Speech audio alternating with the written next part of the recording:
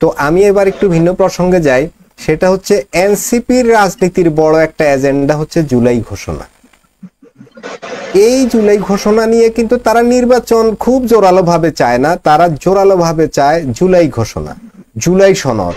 এই বিষয়গুলো কিন্তু ঘুরে ফিরে তাদের আলোচনায় কিন্তু উঠে আসে এবং মূলত তারা ওই জুলাই ঘোষণাটাকেই এখন জুলাই ঘোষণার রাজনীতি, যে জাতীয় ইলেকশন, সেটা প্যারালাল পর্যায়ে চলে আসছে তাদের কাছে। তো এইখানে আমি হায়দার ভাইয়ের কাছে একটু প্রশ্ন রাখতে চাই, হায়দার ভাই, এই জুলাই ঘোষণাটা এনসিপির কাছে এত বড় এজেন্ডা হয়ে গেল কেন?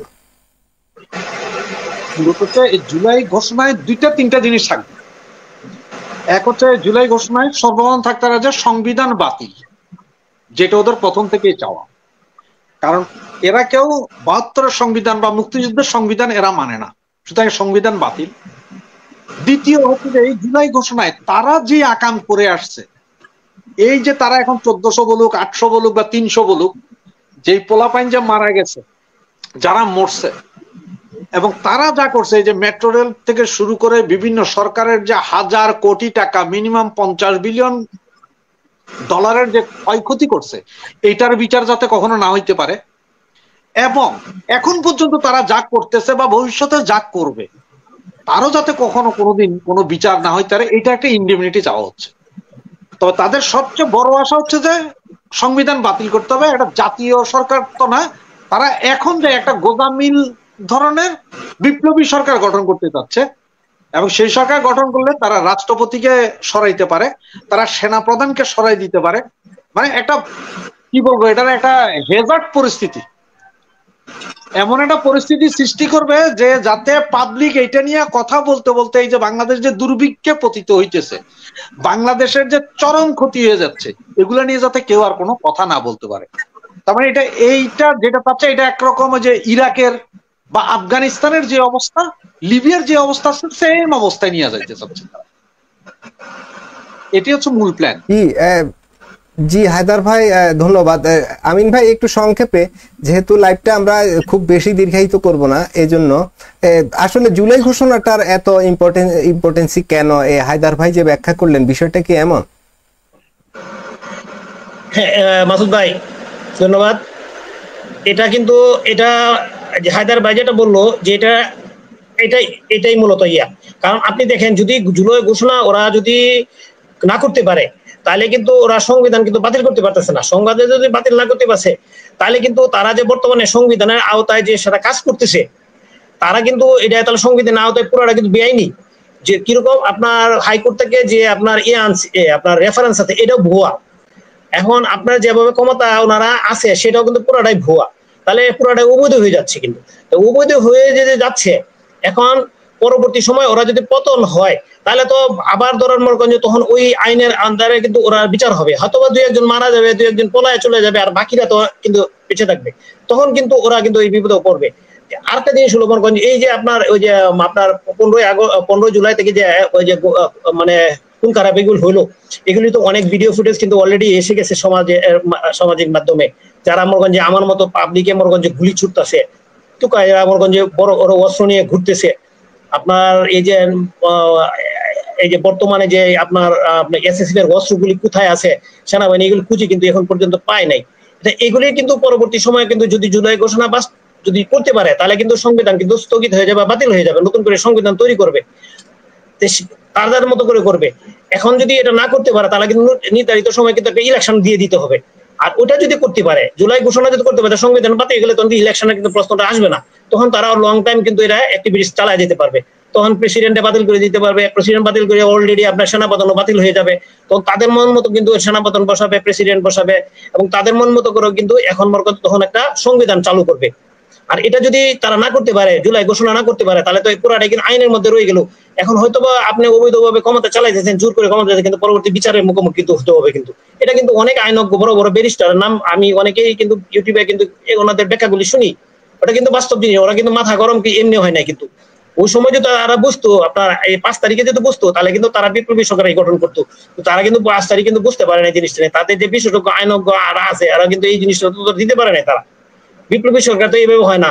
এখন কিন্তু কথা আসতেছে যে আপনারা বিপ্লবী সরকার গঠন করবেন, বিপ্লব কিন্তু করতে হলে আগে থেকে ঘোষণা দিতে হয় যে আমি বিপ্লব করতে চাই, কি কি করবো, এই করবো, আমি এই উদ্দেশ্য করে বিপ্লবে নামতেছি, আপনারা আসেন। তা মানুষ তো আর বিপ্লবে বিপ্লবে দীক্ষিত হয়ে কিন্তু মানুষ রাস্তায় নামে নাই, মানুষ নামছে কুঠা।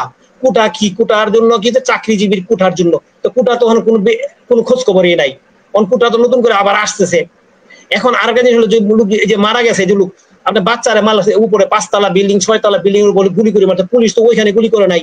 আর পুলিশ হলো রাবার বুলেট ইউজ করে, পুলিশ তো মরণাস্ত্র ইউজ করে নাই। তাহলে ওই গুলি কোথা থেকে আইলো? ওনাদের উপদেষ্টা একজন বলেই তো বলছে, এটা রেকর্ডেড, এটা তো আর হারাই যাবে না। 7.62 বোর আপনার গুলি বাংলাদেশে কোন সেনাবাহিনী ইউজ করেন, তাহলে কোথা থেকে আসলো? এখন তো পাওয়াই যাচ্ছে, আপনার ভিডিওতে পাওয়া যাচ্ছে, এবং স্বীকারোক্তিও আসছে।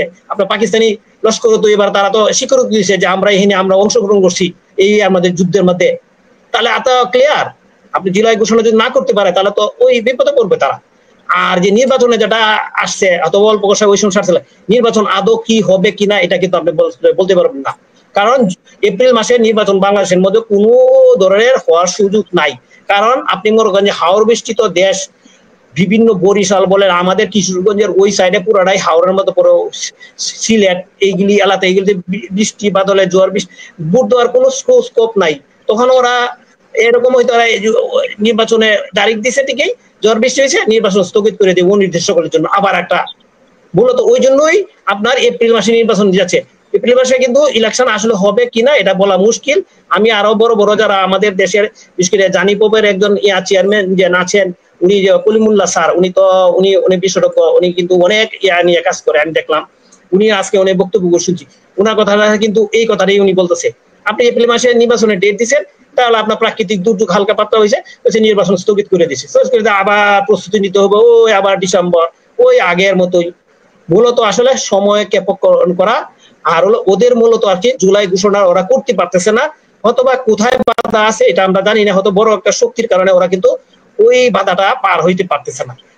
কিন্তু তাদের উদ্দেশ্য জুলাই ঘোষণা, অন্য কোনো উদ্দেশ্য না। জুলাই ঘোষণা না করতে পারলে ওদের কিন্তু মহা বিপদ আছে। ভাই আপনি আজকে ক্ষমতায় আছেন, 2 দিন পরে কিন্তু আমাদের দেশে তো ক্ষমতায় ছিল না আওয়ামী লীগ, দীর্ঘদিন ক্ষমতায় ছিল না, 17 বছর ক্ষমতায় ছিল না। আওয়ামী লীগের সাধারণ কর্মীদেরও যে ক্ষমতা কাটাইছে আপনি নিজেরাও দেখছেন অনেকেই। তাহলে এখন ওরা নাই, ক্ষমতা নাই, ওরা পলায়া থাকে। সুতরাং ওরা এখন ক্ষমতায় আছে, ওরা যা ইচ্ছা তাই করতে পারবে। ক্ষমতা চলে গেলে তারাও বিপদ হবে, ওই জন্যই তো ওরা একটা আইন কিন্তু খুঁজতেছে। আমিন ভাই, জি আমিন ভাই, আমি একটু ওই শাহিন ভাইয়ের কাছে আসবো। শাহিন ভাই, জুলাই ঘোষণা নিয়ে হায়দার ভাই এবং আমিন ভাই যে ভয়ঙ্কর তথ্য দিলেন যে আমাদের সংবিধান বাতিল হয়ে যেতে পারে, আমাদের রাষ্ট্রপতি বাতিল হয়ে যেতে পারে, এইসব কিছু হলে তো নির্বাচনের আর কোনো সুযোগই নাই। সব মিলিয়ে নতুন একটা সরকার আসবে কত বছরের জন্য, সে এক অনিশ্চিত গন্তব্যের দিকে হয়তো বাংলাদেশ চলে যাবে। আপনারও কি তাই মনে হয় শাহিন ভাই? আপনাকে অসংখ্য ধন্যবাদ। আমার কি যে প্রশ্ন করছেন, জুলাই ঘোষণাপত্রটা মনে হচ্ছে একটা গাঁজাহড়ি, একটা আবদার, বুঝতে পারছেন? আমি আপনাকে যদি বলি, এখন জুলাই ঘোষণাপত্র তারা জুলাই 2024, এখন আপনি বিয়ে করছেন 24-এ, আপনার 25 বাচ্চা হয়েছে, কদিন পরে আবার এই বাচ্চাও হয়ে যাবে। এখন আপনি মনে করছেন যে আরে আমি তো কবুল বলি নাই, ঘটনাটা কি? যাক, এ হচ্ছে একটা আপনার উদাহরণ। আর দ্বিতীয় হচ্ছে যে জুলাই ঘোষণাপত্রটা যারা দিতে যাচ্ছে, আপনি জানেন তারা 2024 সালে একটা ট্রান্সপারেন্সি, একটা ষড়যন্ত্রের মাধ্যমে একটা সরকারকে তারা উৎখাত করেছে। তো এই জিনিসটা যারা বৈধতা দিবে, এখন এই জুলাই যে কনস্পিরেসিটা যেটা তারা সার্থক করতে পারেছে যাদের অবদানে, সেটা হচ্ছে আমাদের বাংলাদেশের দেশপ্রেমিক সেনাবাহিনী। এখন এই যে একটা মন্তব্য যে জুলাই প্রক্লামেশন অফ জুলাই, তারা এটা বহুদিন ধরে চেষ্টা করছে, এখন এটা নির্ভর করে সেনাবাহিনীর উপর।